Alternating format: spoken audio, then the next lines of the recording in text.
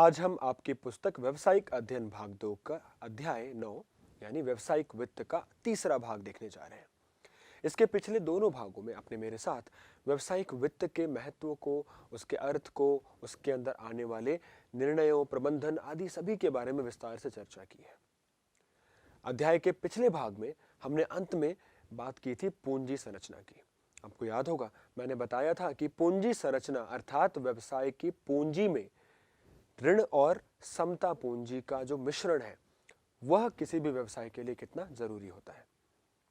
हर व्यवसाय को यह देखना होता है कि उसे अपनी कुल पूंजी में कितना हिस्सा ऋण का रखना है, वह कितना हिस्सा समता का रखना है, क्योंकि दोनों ही प्रकार के पूंजी स्रोतों के अपने ही फायदे और अपने ही कमियां हैं।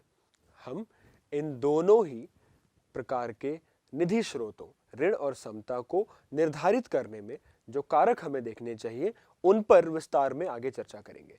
लेकिन पहले हम आज का यह भाग शुरू करेंगे एक बहुत ही रोचक उदाहरण के साथ। इस उदाहरण के माध्यम से हम यह देखेंगे कि कैसे कोई फर्म यह निर्णय लेती है कि उसे अपनी पूंजी में कितनी ऋण और कितनी समता की राशि रखनी चाहिए। यह भी समझने की कोशिश करेंगे कि यह निर्णय लेने के लिए हमें किन किन बातों को देखना होता है, हमें लाभ का कितना महत्व देना है, हमें ऋण पर दिए जाने वाले ब्याज को कितना महत्व देना है। इसके लिए एक बिंदु, एक विषय वस्तु है जिसका हमें ज्ञान होना चाहिए, जिसे हम वित्तीय उत्तोलक कहते हैं। वित्तीय उत्तोलक दरअसल ऋण के समस्त पूंजी में अनुपात को कहा जाता है। यानी हमारी जो कुल पूंजी है उसमें जो ऋण का अनुपात है वह हमारे वित्तीय संरचना को उत्तोलक की भांति उठा सकता है, यानी बेहतर बना सकता है, या गलत ऋण की राशि उसे नीचे गिरा सकती है। तो वित्तीय उत्तोलक ऋण के अनुपात को दिखाता है और उसका हमारी वित्तीय संरचना पर प्रभाव बताता है। वित्तीय उत्तोलक की गणना ऋण बटे समता या ऋण बटे कुल पूंजी के अनुपातों के द्वारा भी की जा सकती है, जो कि हमने पिछले भाग में भी देखा था। यहां ऋण से अभिप्राय दीर्घकालीन बाहरी ऋणगत पूंजी से है, जबकि समता से अभिप्राय अंशधारियों द्वारा लगाई गई पूंजी से है। मैं जानता हूं ये तो आप पहले से ही जानते हैं। तो आइए अब देखते हैं कि वित्तीय उत्तोलक होता क्या है और कैसे कुल पूंजी में ऋण की राशि हमारे पूंजी संरचना को प्रभावित करती है। इसके लिए आपके सामने एक उदाहरण है जहां कंपनी की कुल निधि या कुल पूंजी 30 लाख रुपए की है। बाजार में ब्याज दर 10% वार्षिक है, कर की दर 30% है, जबकि कंपनी का EBIT यानी earning before interest and tax यानी ब्याज और कर से पहले का लाभ 4 लाख रुपए का है। यह कंपनी की स्थिति है। अब इस परिस्थिति में कंपनी अपनी पूंजी में ऋण कितना रखेगी, इसका कंपनी के अंशधारियों पर क्या असर पड़ेगा उसे हमें देखना है। तो इसके लिए हमने 3 परिस्थितियां ली। पहली परिस्थिति जहां पर कोई ऋण नहीं है, यानी पूरी की पूरी 30 लाख रुपए की पूंजी समता के द्वारा प्राप्त की गई है। दूसरी परिस्थिति जहां पर कंपनी के पास 10 लाख रुपए का ऋण है, यानी बाकी का 20 लाख समता से आया। वह तीसरी परिस्थिति में कंपनी के पास 20 लाख रुपए का ऋण है, यानी बाकी का 10 लाख समता से आया। तो आइए अब देखते हैं कि तीनों परिस्थितियों में अंशधारियों पर इसका क्या प्रभाव पड़ता है। यदि हम पहली परिस्थिति को देखें, 4 लाख रुपए के लाभ में से सबसे पहले हम ब्याज यानी इंटरेस्ट को हटाएंगे, लेकिन क्योंकि यहां पर कोई ऋण ही नहीं था तो ब्याज भी नहीं होगा। तो यानी कि अर्निंग बिफोर टैक्स यानी ब्याज को हटाने के बाद कर से पहले का लाभ जो है वो सेम एक जैसा रहा 4 लाख रुपए का। अब इसमें से हम कर को घटाएंगे 30% की दर से 4 लाख रुपए पर कर की राशि आएगी 1,20,000 रुपए। उसको घटाने के बाद कर के बाद का लाभ EAT अर्निंग आफ्टर टैक्स 2,80,000 रुपए का आया। अब यह कर के बाद का लाभ है तो इसका पूरा हक अंशधारियों का है। यह लाभ यदि हम अंशधारियों में बांट दें तो प्रत्येक अंश पर कितना लाभ मिलेगा, इसके लिए हम EPS निकालते हैं, अर्निंग पर शेयर यानी आय प्रति अंश। अब कंपनी के पास 30 लाख रुपए के अंश है। मान लेते हैं कि प्रत्येक अंश का मूल्य 10 रुपए है, तो इस प्रकार 3 लाख अंशों की संख्या हो गई। अब यदि 2,80,000 रुपए के लाभ को हम 3 लाख अंशों से विभाजित करें तो हमें मिलेगा EPS, और जो कि आएगा 0.93। यानी इस स्थिति में प्रत्येक अंश पर 93 पैसे का लाभ प्राप्त होगा। यानी यदि आप कंपनी के अंशधारक हैं और आपके पास 10 अंश हैं तो आपको उस पर 9 रुपए 30 पैसे का लाभ प्राप्त होगा। अब दूसरी स्थिति पर आते हैं। यहां कंपनी के पास 10 लाख रुपए का ऋण था तो उसके ऊपर 10% की दर से 1 लाख रुपए का ब्याज देना पड़ेगा। अब 4 लाख में से 1 लाख रुपए का ब्याज घटाएं तो हमारे पास लाभ बचा 3 लाख। उसके ऊपर 30% का कर लगाएं तो 90,000 का कर घटा के बचा 2,10,000 रुपए। अब हमारे पास करों के बाद का लाभ है 2,10,000 रुपए। इसको यदि हम अंशों से डिवाइड करें तो इस बार हमें प्राप्त होगा 1.05 का ईपीएस, क्योंकि इस बार हमारे पास अंश है 2 लाख, क्योंकि 30 लाख रुपए की कुल पूंजी में से 10 लाख रुपए तो ऋण से आए थे तो बाकी के 20 लाख रुपए अंशों के होंगे। 10 रुपए का एक अंश तो अंशों की संख्या हो गई 2 लाख। 2,10,000 रुपए के लाभ को 2 लाख अंशों से विभाजित करके हमें प्राप्त हुई 1.05 रुपए की ईपीएस राशि, यानी प्रत्येक अंश पर लगभग 1 रुपए का लाभ प्राप्त होगा। इसी प्रकार यदि आप तीसरी स्थिति को देखें जहां पर कंपनी ने 30 लाख रुपए की पूंजी में से 20 लाख रुपए ऋण से प्राप्त किए हो तो ऐसे में 2 लाख का ब्याज भरने के बाद 2 लाख रुपए का लाभ बचेगा। उसमें फिर आप कर भरेंगे 30% तो 60,000 का कर, उसे घटाकर लाभ बचा 140। लेकिन यहां पर अब कंपनी के पास अंश केवल 10 लाख रुपए के हैं तो अंशों की संख्या हो गई 1 लाख रुपए। यदि हम 1,40,000 रुपए की लाभ राशि को अंशों की संख्या से विभाजित करें तो हमें ईपीएस प्राप्त होगा 1.40। अब यहां विश्लेषण करने की बात यह है कि जैसे जैसे कंपनी अपनी पूंजी में ऋण की मात्रा को बढ़ाती गई, आप देखें ईपीएस की मात्रा बढ़ती गई, यानी प्रत्येक अंश होने वाले लाभ की मात्रा बढ़ती गई।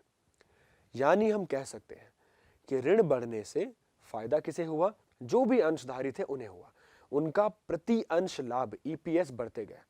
यानी यह कहा जा सकता है कि यदि कंपनी अपने पूंजी में ऋण की मात्रा को अधिक रखेगी तो उसका उतना ही अधिक फायदा अंशधारियों को होगा। इसे ही हम वित्तीय उत्तोलक कहते हैं कि ऋण की मात्रा को बढ़ाकर अंशधारियों को फायदा पहुंचाना।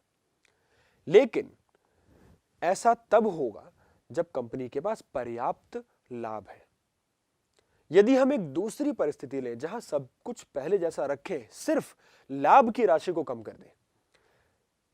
पहले उदाहरण में लाभ की राशि 4 लाख थी। अब हम यदि दूसरे उदाहरण को लें जहां पर लाभ की राशि यानी ईबीआईटी, कर और ब्याज से पहले का लाभ 2 लाख कर दें, तब देखिए क्या होता है। आपके सामने जो उदाहरण है वहां वही गणना हमने फिर से की है, लेकिन पहली स्थिति में इस बार ईपीएस आया 0.47।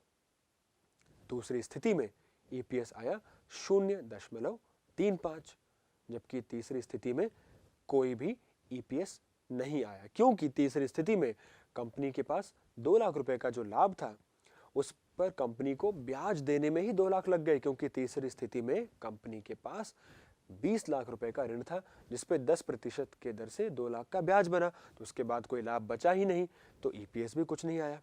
यानी यहां पर हम देखते हैं कि जैसे जैसे हमने ऋण को बढ़ाया है ईपीएस यानी प्रति अंश लाभ उल्टा घटते गया। तो ऐसा क्यों हुआ? क्योंकि कंपनी को लाभ ही पर्याप्त नहीं था।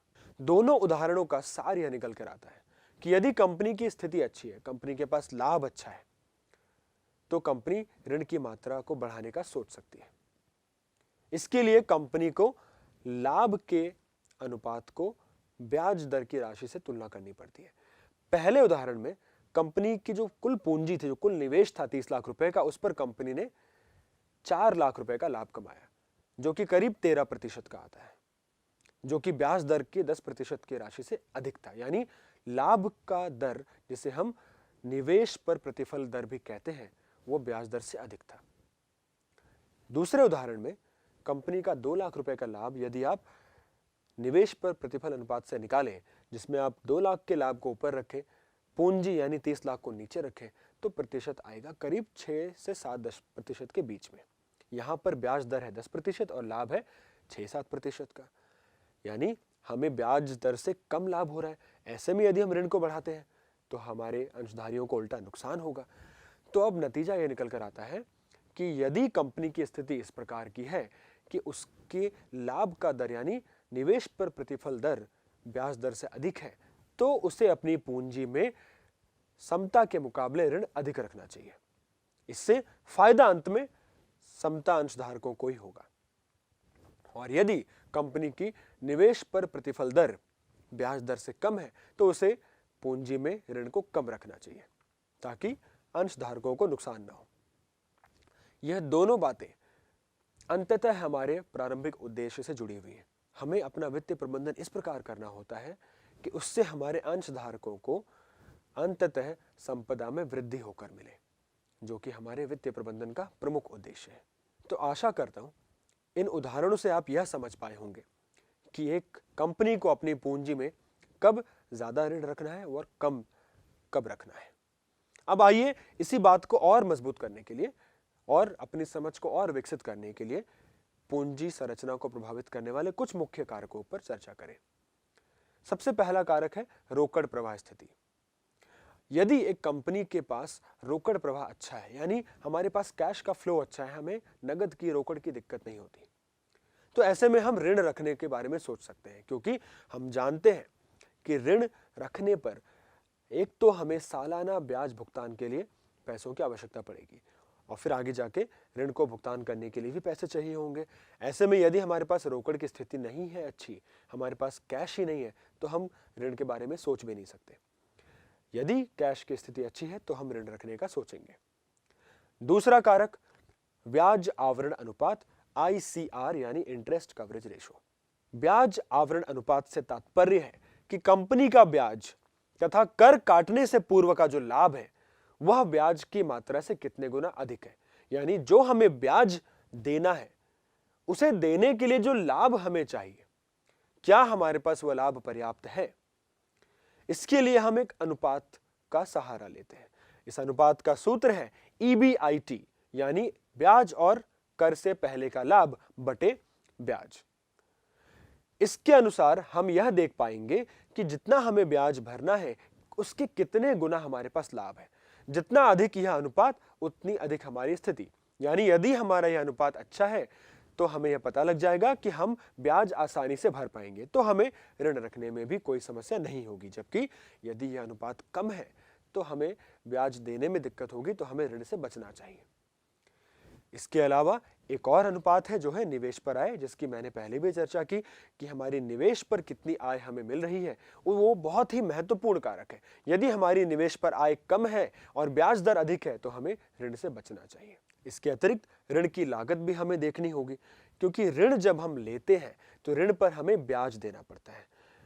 वह ब्याज यदि बहुत अधिक है तो उस ब्याज दर से बचने के लिए हम ऋण को कम रखेंगे, लेकिन यदि ऋण की लागत कम है, ब्याज कम देना पड़ रहा है, तो हमें ऋण जारी करने में भी कोई दिक्कत या समस्या नहीं आएगी। इसी से जुड़ा एक महत्वपूर्ण कारक है कर की दर।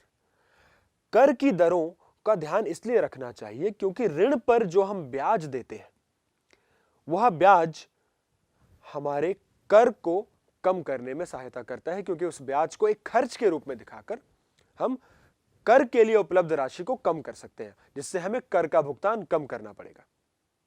तो यदि करों की दर अधिक है तो इसका अर्थ यह हुआ कि हम जितना ब्याज देंगे हमें उतना अधिक कर बचाने में सहायता मिलेगी, तो हमें अपने पूंजी में ऋण को रखने में समस्या नहीं होगी। करों की दर कम होने पर हमें ऋण को कम रखना चाहिए। इसके अतिरिक्त प्रवर्तन लागत यानी कोई भी पूंजी जारी करने की, उसे प्राप्त करने की लागत। सामान्यतः यह पाया गया है कि यह लागत समता में अधिक होती है। तो यदि हम इस लागत से बचना चाहते हैं तो हम समता राशि को कम और ऋण की राशि को अधिक रखेंगे। फिर आता है जोखिम। हर व्यवसाय को अपने सभी निर्णयों में जोखिम का ध्यान रखना होता है, तो वित्तीय निर्णय भी उससे क्यों बचे।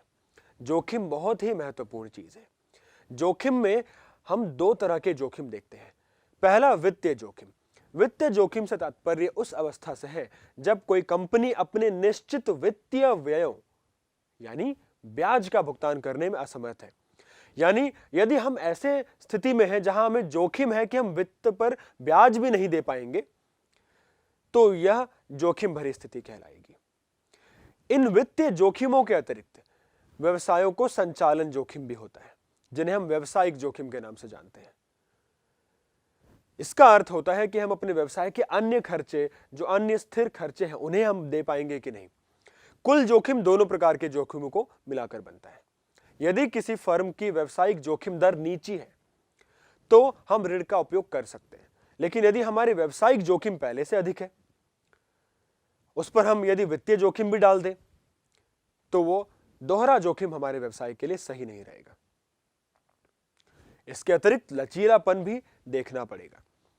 यदि किसी फर्म ने पहले से ही बहुत ऋण ले लिया है तो उसके पास वो लचीलापन कम हो जाता है। अब हम और अधिक ऋण लेने की स्थिति में नहीं रहेंगे, ना ही हमें बाजार से अधिक ऋण मिलेगा, क्योंकि हमने पहले से ही काफी ऋण ले लिया है। जबकि यदि हमने पहले से कम ऋण लिया हुआ है तो हम अधिक ऋण की तरफ जा सकते हैं। ये कुछ मुख्य बिंदु थे जिनका ध्यान रखते हुए हमें पूंजी संरचना का ध्यान रखना होता है। मैं आशा करता हूं इससे आपको पूंजी की संरचना के बारे में समझने में बहुत सहायता मिली होगी। अब आगे हम बात करेंगे कि इस पूंजी का जब हम इस्तेमाल करते हैं, जैसा कि हमने निवेश निर्णय में देखा था, तो स्थायी पूंजी और कार्यशील पूंजी, इन दोनों में कितना निवेश करना है, यह कैसे निर्धारित किया जाए। हमने देखा था कि जो पूंजी हम मशीनों या स्थिर संपत्तियों में लगाते हैं वो स्थायी पूंजी कहलाती है। वह जो पूंजी हम अपने व्यवसाय के दिन प्रतिदिन के कार्यों में, नगद में, स्टॉक में, देनदारों में लगाते हैं, उन्हें हम कार्यशील पूंजी कहते हैं। दोनों पूंजियों का निर्धारण करना सही तरीके से अनिवार्य है। कहीं किसी एक पे ज्यादा पूंजी ना लग जाए और कहीं किसी में बहुत कम ना हो, यह हमारे व्यवसाय के लिए बहुत नुकसानदायक हो सकती है। तो आइए अब चर्चा करते हैं ऐसे कुछ कारकों पर जो हमें यह बताएंगे कि हमें कितनी स्थायी पूंजी रखनी है, वह कितनी कार्यशील पूंजी। यदि हम पहले स्थायी पूंजी के प्रभावित करने वाले कारकों की बात करें तो सबसे पहला कारक है व्यवसाय की प्रकृति। यदि हमारा व्यवसाय केवल लेन देन करने का व्यवसाय है, जहां पर हमें उत्पादन नहीं करना, निर्माण नहीं करना, केवल वस्तुएं खरीद कर बेचना है, तो ऐसे में हमें स्थायी पूंजी कम चाहिए होगी, क्योंकि हमें मशीनों की आवश्यकता नहीं होगी। जबकि निर्माण संगठन के मामले में जो निर्माण करते हैं उनको अधिक स्थायी पूंजी चाहिए होती है। दूसरा कारक संक्रिया का स्तर या संचालन का स्तर है। यदि हमारा व्यवसाय एक बड़े स्तर पर चलता है, हम बहुत बड़े स्तर पर उत्पादन करते हैं या लेन देन करते हैं, तो उसके लिए हमें ज़्यादा जगह, ज़्यादा अन्य पूंजियों की आवश्यकता पड़ेगी, तो हमारी स्थायी पूंजी अधिक लगेगी। लेकिन यदि हमारे व्यवसाय छोटे स्तर का है, हमारे बिक्री की दर, हमारा व्यवसाय कम स्तर पर होता है, तो ऐसे में हमें पूंजी भी कम लगानी पड़ेगी। तीसरा बिंदु तकनीक का विकल्प है।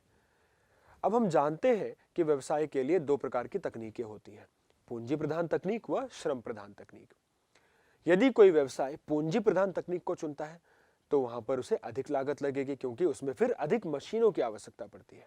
यदि कोई व्यवसाय पूंजी प्रधान तकनीक को चुनता है तो उसमें स्थायी पूंजी की आवश्यकता अधिक होगी। जबकि यदि कोई व्यवसाय श्रम प्रधान तकनीकों को लेकर काम करता है तो उस पर मशीनों आदि की आवश्यकता कम होने के कारण स्थायी पूंजी भी कम लगेगी। इसके अतिरिक्त तकनीकी उत्थान यानी तकनीक में सुधार। यदि कोई व्यवसाय ऐसे मशीनों या ऐसी तकनीक का प्रयोग करके काम करता है जो बहुत जल्दी ही अप्रचलित हो जाती हैं, पुरानी हो जाती हैं या आउटडेटेड हो जाती हैं, तो उसे अपनी तकनीक या मशीनों का शीघ्र ही प्रतिस्थापन करना पड़ता है। उसे बार बार नई तकनीकें लगानी पड़ती है, नई मशीनें लगानी पड़ती है। ऐसे व्यवसाय में स्थायी पूंजी स्वाभाविक रूप से अधिक लगेगी। जबकि अगला बिंदु विकास की बात करता है। यदि कोई व्यवसाय विकास की ओर प्रेरित है, वह अपने व्यवसाय को अधिक से अधिक ऊंचाई पर ले जाने की ओर अग्रसर है, तो ऐसे में विकास करने के लिए अधिक पूंजी की आवश्यकता पड़ती है। हमें अधिक मशीनें, बड़ा स्तर, ये सब चाहिए होगा, जिसमें स्थायी पूंजी भी अधिक लगेगी। इसी प्रकार यदि कोई व्यवसाय विविधीकरण की ओर अग्रसर है, यानी यदि हम अपने व्यवसाय में विविधता लाना चाहते हैं, मान लीजिए हम कोई नए उत्पाद की श्रृंखला शुरू करना चाहते हैं या हम नई ब्रांच खोलना चाहते हैं, नए प्रकार के क्षेत्र में जाकर व्यवसाय करना चाहते हैं, तो ऐसी विविधता लाने के लिए हमें स्वाभाविक रूप से स्थायी पूंजी, मशीनों, नई फैक्ट्री आदि की आवश्यकता होगी, जिसमें स्थायी पूंजी की आवश्यकता अधिक होगी।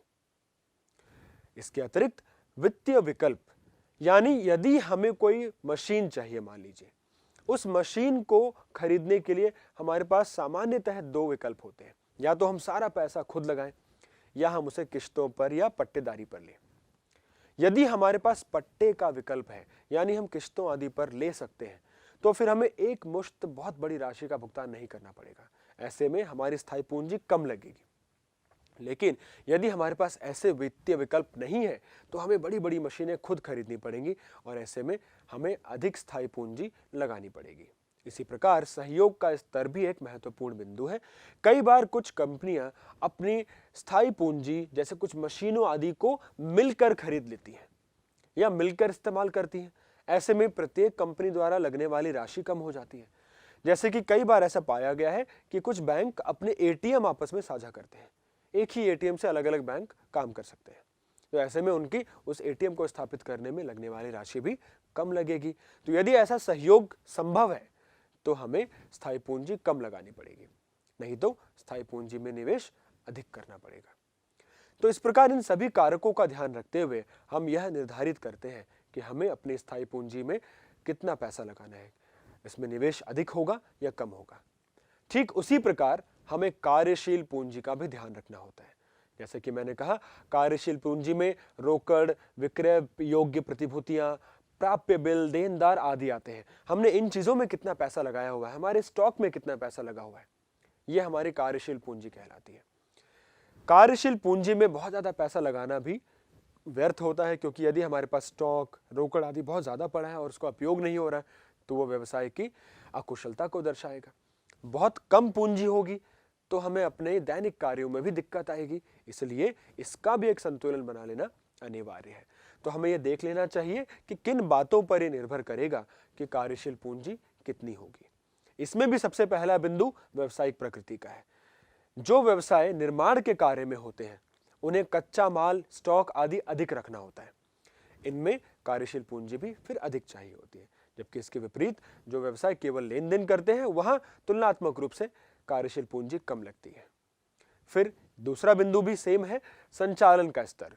यदि हम छोटे स्तर पर व्यवसाय कर रहे हैं तो हमें कार्यशील पूंजी भी कम रखनी पड़ेगी, लेकिन बड़े स्तर पर व्यवसाय करने के लिए कार्यशील पूंजी की आवश्यकता भी अधिक होती है। अगला बिंदु है व्यवसायिक चक्र का। व्यवसायिक चक्र की विभिन्न दशाएं भी एक फर्म की कार्यशील पूंजी निर्धारित करती हैं। यदि हमारे व्यवसाय में उत्कर्ष का समय चल रहा है, यानी हमारी बिक्री और उत्पादन दोनों अधिक हो रही हैं, तो ऐसे में हमें कार्यशील पूंजी भी अधिक रखनी होगी। लेकिन यदि आर्थिक मंदी चल रही है, हमारी बिक्री नहीं हो रही, सामान नहीं बिक रहा, उत्पादन कम है, तो कार्यशील पूंजी भी कम रखनी होगी। इसी प्रकार हर व्यवसाय का उत्पादन चक्र भी देखना होता है। जहां व्यवसायिक चक्र पूरे अर्थव्यवस्था से जुड़ा हुआ है, तो उत्पादन चक्र एक व्यवसाय विशेष के लिए होता है। हर व्यवसाय को कच्चे माल को प्राप्त करने से लेकर उसे पक्के माल में परिवर्तित करके बेचने तक कुछ समय लगता है, जो कि अलग अलग व्यवसायों में अलग हो सकता है। इस समय को ही हम उत्पादन चक्र कहते हैं। यदि किसी व्यवसाय का उत्पादन चक्र लंबा है, उसे कच्चे माल को खरीदकर उसे बनाकर बेचने में समय ज्यादा लगता है, तो उसे अधिक माल खरीद कर रखना पड़ेगा और ऐसे में कार्यशील पूंजी भी अधिक चाहिए होगी। जबकि यदि उत्पादन चक्र छोटा है तो कार्यशील पूंजी भी कम चाहिए होगी। अगला बिंदु है उधार विक्रय की सुविधा। यदि हम अपने ग्राहकों को लंबे अवधि के लिए उधार दे देते हैं, यदि हमारी नीति अधिक उधार विक्रय करने और थोड़ा समय अधिक देने की है, तो ऐसे में आज हमने उत्पादन किया, उस पर हमने कच्चा माल लगाया, निवेश किया और हमने वो सामान अपने ग्राहकों को बेचा, लेकिन वहां से हमें पैसे आज नहीं मिलेंगे। तो अगला उत्पादन करने के लिए हमें अपने पास से और पैसे लगाने पड़ेंगे, यानी जितना अधिक हम उधार बेचेंगे उतना हमें कार्यशील पूंजी अधिक लगानी पड़ेगी। जबकि यदि उधार कम है या उसकी अवधि कम है तो कार्यशील पूंजी भी कम लगानी पड़ेगी। इसके विपरीत उधार क्रय सुविधा, यानी हमें अपने सप्लायर्स यानी पूर्तिकारकों से कितना उधार समय मिलता है। यदि हम उधार में अपने कच्चे माल आदि को क्रय कर पाते हैं तो हमें ज्यादा पैसा लगाने की चिंता नहीं होगी। हम उधार खरीदेंगे, बेचेंगे, जब पैसा आएगा तब अपने सप्लायर को पेमेंट करेंगे। यानी यदि उधार क्रय की सुविधा उपलब्ध है तो हमें निवेश कम करना पड़ेगा, कार्यशील पूंजी कम लगानी पड़ेगी। इसके अतिरिक्त संचालन कार्य कुशलता, यानी कोई व्यवसाय अपने व्यवसाय में कितनी कुशलता से संचालन कर रहा है। यदि हम अपना व्यवसाय अच्छे तरीके से चला रहे हैं तो हम वेस्टेज यानी व्यर्थ भी कम करेंगे, हम अपने कच्चे माल आदि को अच्छे से प्रबंधित करेंगे, हम देनदारों से जल्दी पैसा प्राप्त कर पाएंगे। ऐसे में हमारे कार्यशील पूंजी की आवश्यकता कम रहेगी। लेकिन यदि हम कुशल नहीं हैं तो हमारे पास व्यर्थता ज़्यादा होगी और ज़्यादा पैसे लगा के रखने पड़ेंगे। इसके अतिरिक्त कच्चे माल की उपलब्धता, यदि कच्चा माल आसानी से प्राप्त हो सकता है तो हमें बहुत ज़्यादा कच्चा माल खरीद के रखने की आवश्यकता नहीं पड़ेगी और ऐसे में कार्यशील पूंजी कम लगेगी। जबकि इसके विपरीत यदि हम ऐसे क्षेत्र में हैं जहां कच्चा माल जल्दी नहीं मिलता तो आपको पहले से ही बहुत सारा स्टॉक रखना होगा, जिसमें आपको अधिक पूंजी लगानी पड़ेगी। अंत में विकास प्रत्याशा, यानी यदि हम आगे विकास करना चाहते हैं तो हमें अपने उत्पादन को बढ़ाकर रखना होगा और बढ़ाते जाना होगा। हमें अपने ग्राहकों को खुश रखना होगा। हम यह सुनिश्चित करना चाहेंगे कि हमारे बिक्री में, ग्राहकों के लिए सामान की उपलब्धता में कभी कमी ना आए। इन सब के लिए हमें अपने स्टॉक में व अन्य कार्यशील पूंजियों में अधिक निवेश करना होगा। तो यदि विकास करना है तो निवेश भी अधिक करना होगा। तो बच्चों, इस प्रकार हमने कार्यशील पूंजी से जुड़े हुए कुछ कारक देखे और हमने यह समझा कि कैसे कार्यशील पूंजी निर्धारित करने के लिए भी इतना कुछ हमें सोचकर चलना पड़ता है।